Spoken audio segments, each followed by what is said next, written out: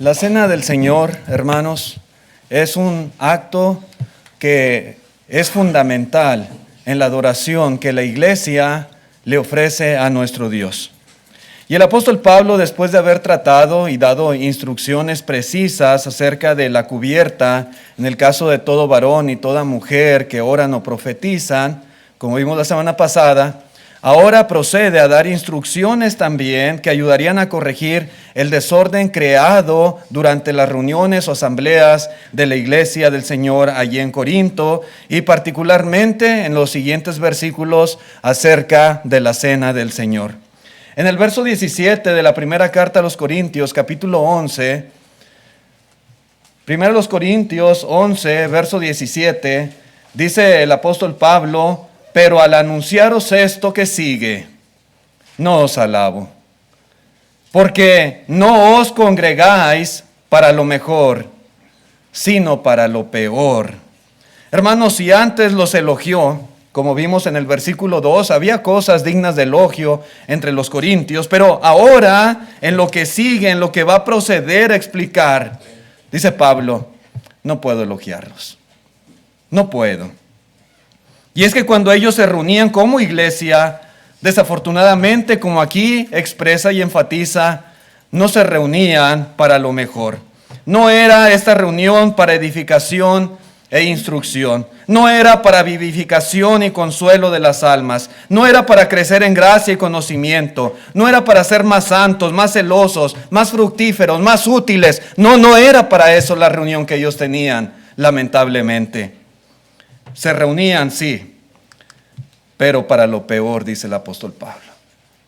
Hermanos, qué triste y qué lamentable que se exprese Pablo así de la iglesia en Corinto, pero era la realidad. Se reunían para lo peor, para complacerse con lujos y con excesos, para fomentar herejías, partidos y divisiones, para volverse más carnales, más escandalosos y más inútiles. Para eso se reunían, tristemente. Hermanos, vamos a ver cómo el apóstol Pablo describe todos esos problemas que había entre ellos y cómo él da instrucciones exactas y precisas de lo que se debía hacer y lo que no se debía hacer durante las reuniones. Y él toca, hermanos, primeramente esta cuestión acerca de la cena del Señor. Vamos viendo, hermanos, lo primero que Pablo enfatiza es que aunque ellos estaban juntos, estaban reunidos ahí como iglesia, estaban divididos. Y todo iba, hermanos, por el mismo rumbo, ¿verdad?, de los desórdenes y las cosas carnales que hacían durante la asamblea. Versículo 18 dice la Escritura: pues en primer lugar, cuando os reunís como iglesia, dice aquí. Cuando os reunís como iglesia, oigo que hay entre vosotros divisiones. Y en parte lo creo, dice el apóstol Pablo. Sí, hermanos, estaban juntos como iglesia, pero a la vez divididos. A veces podemos en nuestras casas estar juntos y convivir, como algunos lo hemos hecho en este día. Sin embargo, algo muy diferente es reunirnos como iglesia. Pablo dice: cuando os reunís como iglesia. No es lo mismo. Los hermanos del primer siglo se reunían regularmente en asamblea el primer día de la semana y también lo hacían entre semana. El domingo recordaban la muerte de Cristo Jesús al tomar la cena del Señor. Pablo en esta misma carta les instruye un poquito más adelante, lo vamos a ver, a ofrendar de acuerdo a lo que se haya prosperado. Y también, hermanos, podemos ver en el libro de los Hechos, capítulo 2, cómo, por ejemplo, en el caso de la iglesia en Jerusalén, se reunían cada día en el templo. Y ahí recibían la instrucción apostólica y eran edificados en la palabra de nuestro Dios. Hermanos, hoy en día nosotros igualmente nos reunimos como iglesia. Nos reunimos el primer día de la semana. Esta mañana nos reunimos. En esta tarde, 5 de la tarde, estamos congregados como iglesia. Igualmente lo hacemos los días miércoles a las 7 de la tarde. Y seguramente los corintios también tenían sus propios horarios en que se reunían como iglesia. Pero hermanos, Lamentablemente, cuando lo hacían, dice Pablo, hay divisiones entre ustedes. Había divisiones. Al parecer, estas divisiones o cismas que había entre ellos tenían que ver con la clase social y económica dentro de la congregación, por el contexto que ahorita vamos a estar analizando. Hermanos, en una misma iglesia local puede haber, por ejemplo, miembros ricos, acaudalados, adinerados, y puede haber en la misma congregación hermanos pobres, económicamente hablando. Puede haber en una iglesia personas distinguidas en el ámbito social y puede haber personas también humildes. En el primer siglo había iglesias donde había miembros que eran esclavos. Así que los esclavos eran lo más bajo que podía haber en lo que es el ámbito de la sociedad. Y hay personas que tenían posiciones altas aún dentro de las esferas del gobierno. En una iglesia, hermanos, puede haber miembros que están bien preparados en cuanto a la secular. Pueden ser personas que son exitosos en sus profesiones y trabajos, pero también puede haber hermanos que ni siquiera sepan leer y escribir porque no fueron a la escuela. Puede haber, hermanos, diferentes niveles en cuestiones de este tipo que acabo de mencionar y otras más. Sin embargo, a los ojos de Dios, todos somos iguales. Y esto es algo muy importante. Todos somos iguales. Y estas cosas no nos distinguen más, ni nos hacen tampoco inferiores si acaso no las tenemos. Y nunca, hermanos, en una iglesia debe de haber divisiones o cismas por causa de este tipo de cuestiones. No debe de haber, hermanos, en la iglesia estas diferencias que se remarquen a la hora de que estemos juntos. Mucho menos debe de haber desprecio a quienes no posean estas ventajas terrenales. Decir, el hermano es menos que yo, ¿verdad? La hermana es menos que yo, porque no es de mi nivel social, o de mi nivel económico, o de mi nivel secular. No. A los ojos de Dios, hermanos, no hay tales distinciones. Ahora bien, en la iglesia de Corinto sí había. Tristemente, hermanos, había cuestiones que los dividía, aunque estaban juntos. En el verso 19 dice el apóstol Pablo, porque es preciso que entre vosotros haya disensiones para que se hagan manifiestos entre vosotros los que son aprobados. Hermanos, aunque en general pues las divisiones son dañinas, no queremos que haya divisiones en la iglesia, son perjudiciales, pero por lo menos en este caso había algo bueno que iba a surgir. Dice Pablo que los que eran verdaderamente espirituales, los que eran verdaderamente aprobados por Dios, serían hechos manifiestos ahí en Corinto. Hermanos, con esto Dios no está dando su consentimiento para que haya divisiones en la iglesia. Es algo que yo quiero aclarar. Es preciso, dice, que haya divisiones entre vosotros, pero no pensemos que es algo bueno en la iglesia, no pensemos que es algo que está bien si estamos divididos. No debe de haber divisiones.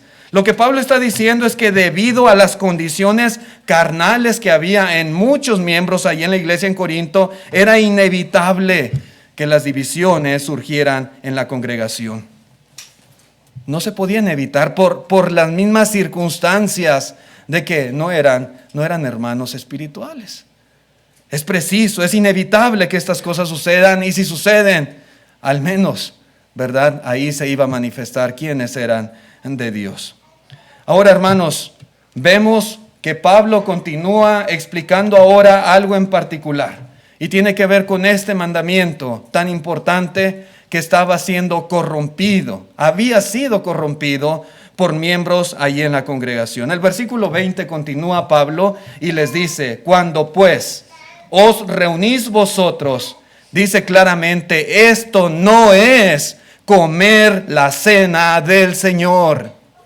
Esto que ustedes están haciendo, esto no es así. No es. Lo que los hermanos hacían era tan deplorable que en realidad, hermanos, lo que ellos practicaban no era participar, no era comer la cena del Señor. Dios no veía nada bien, ni aceptaba para nada lo que ellos estaban haciendo. Ellos, hermanos, no podían afirmar con legitimidad que era algo dedicado al Señor porque no lo honraban en lo más mínimo. Lo que ellos hacían no era adorar a Dios, no era honrarle. En su mente había otra cosa totalmente diferente. Por otro lado, hermanos, la cena del Señor, por lo que explica aquí el apóstol Pablo, no es un acto del cual se pueda participar en la casa. Que diga, yo me quedo en la casa, yo aquí tomo la cena del Señor, aquí como del pan, del fruto de la vid. No. Lea bien lo que dice ahí el apóstol Pablo, ¿verdad? Y esto se hace en la reunión de la iglesia, cuando os reunís como iglesia. La cena del Señor, hermanos, se lleva a cabo en asamblea de la congregación. Somos aproximadamente entre 90 y 100 miembros aquí en esta iglesia. No se trata de cada quien lo haga particularmente. Tenemos que reunirnos como iglesia, y en la reunión de la iglesia, como encontramos el ejemplo aprobado en Hechos 20, tiene que ser el primer día de la semana. Al estar reunidos como iglesia es que se participa. Cada uno toma del pan, cada uno bebe del fruto de la vid, pero estando en la asamblea de la iglesia, en esta reunión. En el verso 21, el apóstol Pablo continúa diciendo y explica: porque al comer, cada uno se adelanta a tomar su propia cena, y uno tiene hambre y otro se embriaga. Y aquí hay algo, hermanos, muy importante y muy interesante que tenemos nosotros que ver que estaba sucediendo en la iglesia. Y ese es el punto que Pablo reprende, ¿verdad? Y esta es la corrupción que se estaba llevando a cabo. Y por eso dice Pablo, esto no es tomar la cena del Señor. El problema que tenían en la iglesia es que habían asociado la cena del Señor con una especie de comida ordinaria. Y no solo eso, hermanos, no solo habían corrompido en ese sentido la cena del Señor, sino que en esa corrupción del mandamiento había discriminación o había acepción de personas entre ellos. ¿Sí? Su visión al reunirse no era tanto participar de la cena del Señor, sino tomar, dice aquí, su propia cena. Fíjense bien, hermanos, hay dos cosas involucradas. Por un lado, la cena del Señor, y por otro lado, una cena ordinaria que era su propia cena, dice aquí la Escritura. Dos cenas que habían sido entremezcladas por la iglesia en Corinto. Algunos comentaristas sugieren que esta comida, a la cual Pablo se refiere como su propia cena, la llevaban a cabo justificados en la cena pascual. ¿Sí? Se excusaban, por ejemplo, en el hecho de que Jesús primero cenó la Pascua, y después de haber cenado, Él instituyó la cena del Señor. Así que ellos también hacían una mezcla de comida común, comida ordinaria, y después la cena del Señor.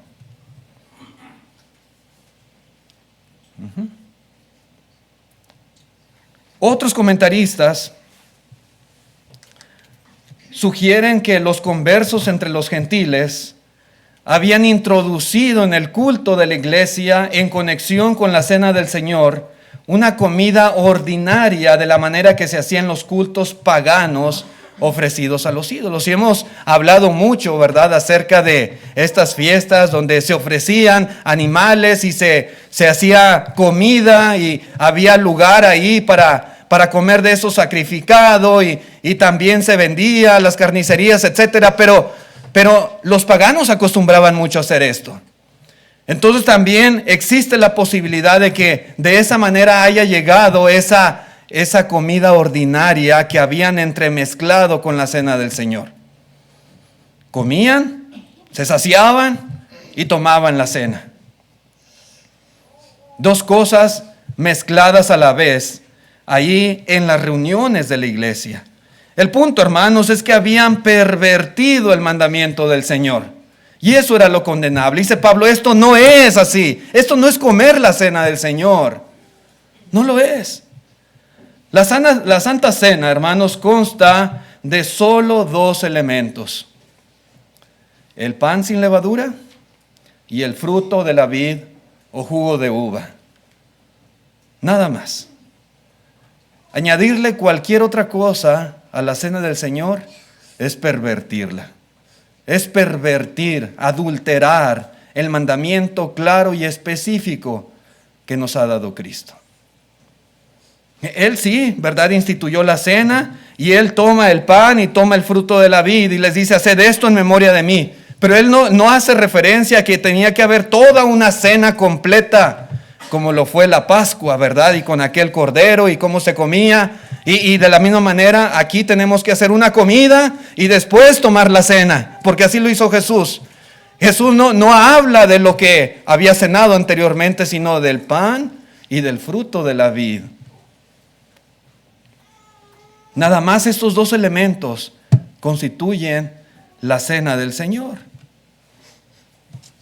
Esto es algo muy importante, hermanos. Cuando se reunían como iglesia, por lo que dice Pablo, cada uno traía a la reunión su propia comida.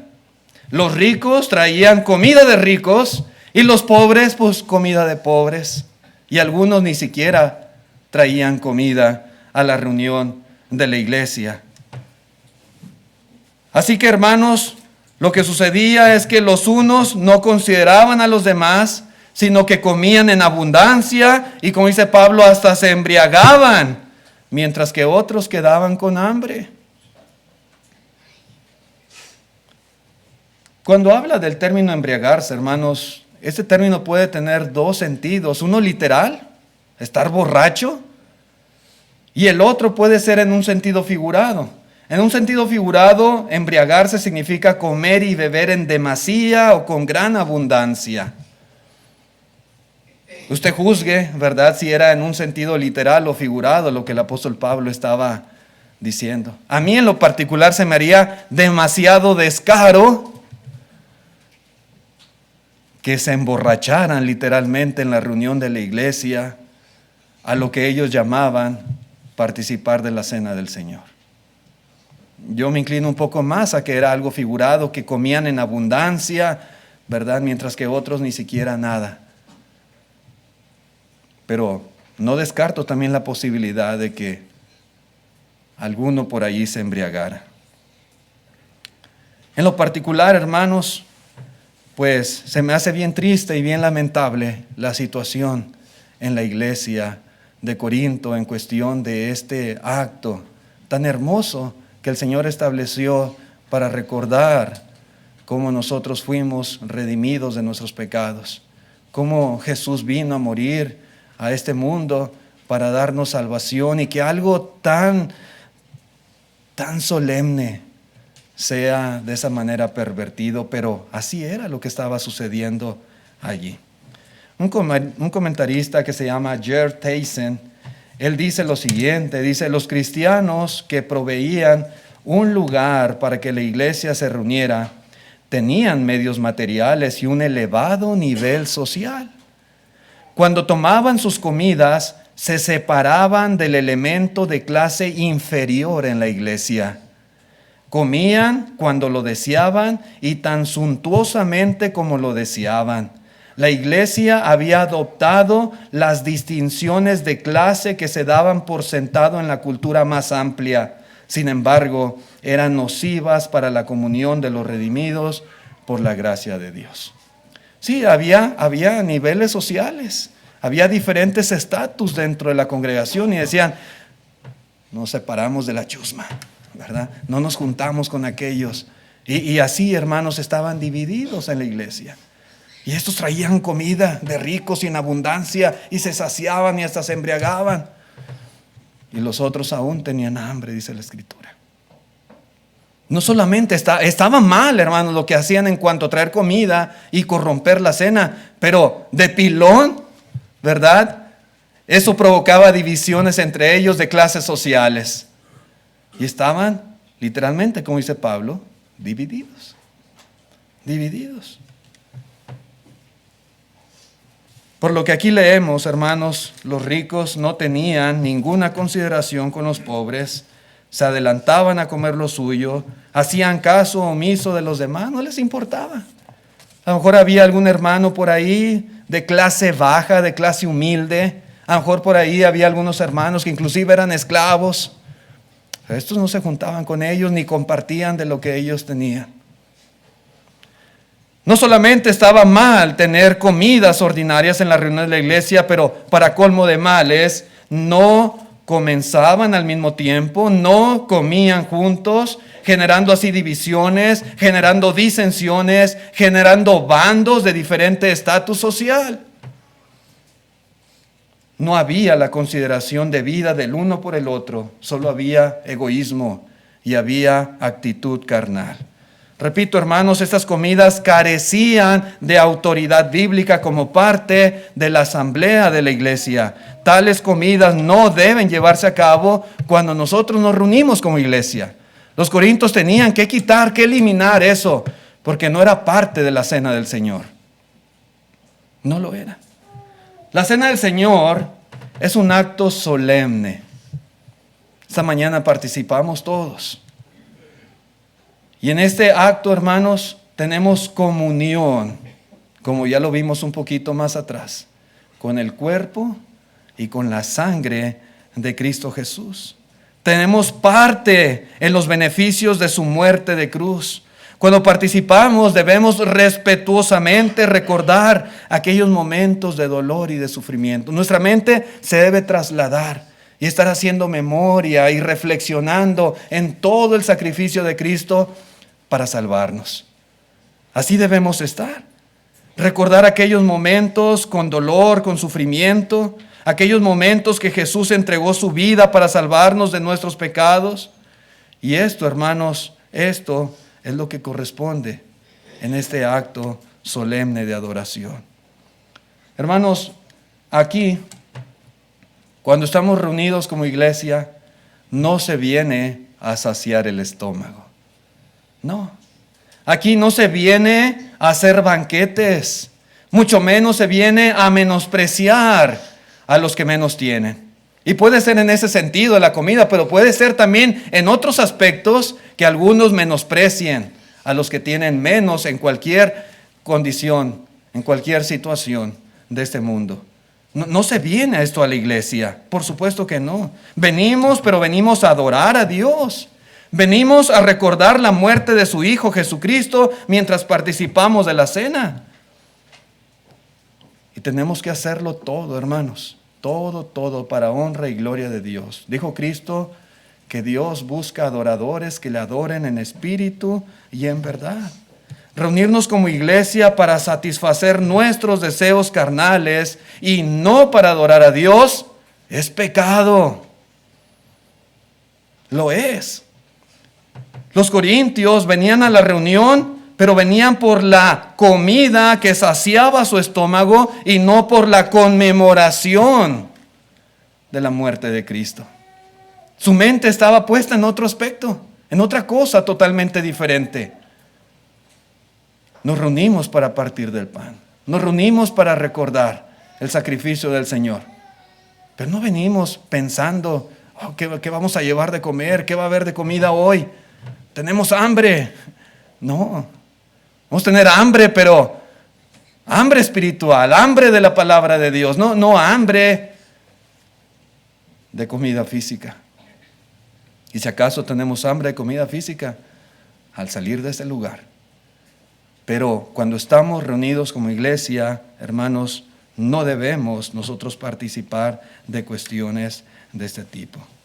Esta es una de las razones, hermanos, que cuando nos reunimos como iglesia, nosotros no ofrecemos donas o pastelitos o café, ni ninguna otra cosa por el estilo. Hay muchas iglesias, lugares de reunión, iglesias entre comillas, grupos religiosos, donde usted entra y está la barra del café Y las donas, los panecitos, los pastelitos, ahí están para las personas. Si usted toma su café y va y se sienta, ¿verdad? Y se come su donita y así es. En otros lugares tienen hasta cafeterías y su cocina y todo. Y a veces está la reunión de la iglesia. Platicaba un hermano que ahora se reúne en el West Side. Los hermanos allá y de dónde él viene. Dice, hermano, estamos participando de la cena del Señor. Y llegaba el olor a comida que se venía desde la cocina y las hermanas allá cocinando. Y los que repartían la cena tenían que ir hasta la cocina a llevarles el pan y el fruto de la vid. Están en la reunión, pero están pensando en la comida que sacia el estómago. Hermanos, eso no es correcto. Eso no debe ser así. No es la razón por la cual estamos aquí. Nos damos cita en este lugar para adorar a Dios y para aprender más de su palabra. Estamos aquí para recordar la muerte de Cristo, para alabar su glorioso nombre. No queremos, hermanos, tomar eventos espirituales y convertirlos en alimento de nuestros deseos carnales. Por eso el apóstol Pablo, note usted lo que dice en el verso siguiente, en el verso 22, dice, ¿pues qué? ¿No tenéis casas en que comáis y bebáis? Y no está hablando de la cena del Señor. Está hablando de sus propias cenas. ¿No tenéis casas en que comáis y bebáis? ¿O menospreciáis la iglesia de Dios y avergonzáis a los que no tienen nada? ¿Qué os diré? ¿Os alabaré? No, dice Pablo, en esto no os alabo. Claro que no. La asamblea de la iglesia no es para diversión. La asamblea de la iglesia no es para eventos sociales ni para hacer banquetes, es para propósitos espirituales. Para todas estas cuestiones, como dice Pablo, para comer y beber, tenemos nuestras propias casas. Gracias a Dios, todos o la gran mayoría tenemos nuestra casa. ¿Sí? ¿Queremos comer y beber? ¿Queremos festejar? ¿Queremos convivir? ¿Queremos, hermanos, diversión? ¿Queremos nosotros estar juntos con otros y hacer carne y lo que sea? Tenemos nuestras casas. Hagámoslo en nuestras propias casas, sin relación con la asamblea de la iglesia.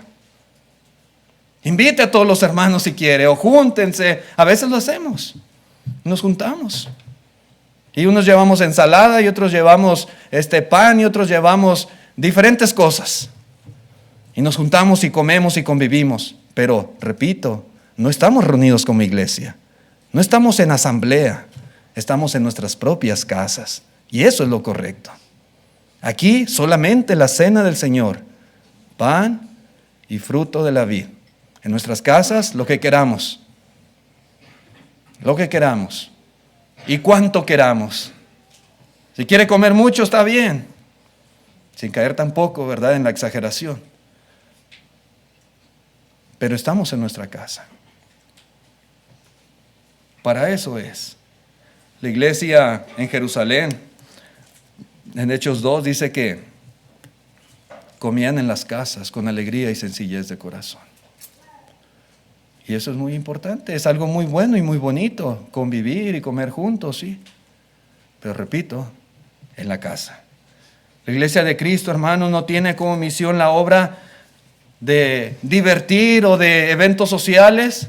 La obra de la iglesia es evangelismo, la obra de la iglesia es edificación, la obra de la iglesia es benevolencia. Toda actividad social, toda actividad recreativa no forma parte de la obra de la iglesia, así que no hay autoridad bíblica para practicarla, para fomentarla o para financiarlas. Cuestiones sociales, hermanos, deben de ser financiadas de nuestro propio bolsillo y deben ser llevadas a cabo en nuestra propia casa, fuera de la reunión de la iglesia. Esto es lo que instruye el apóstol Pablo.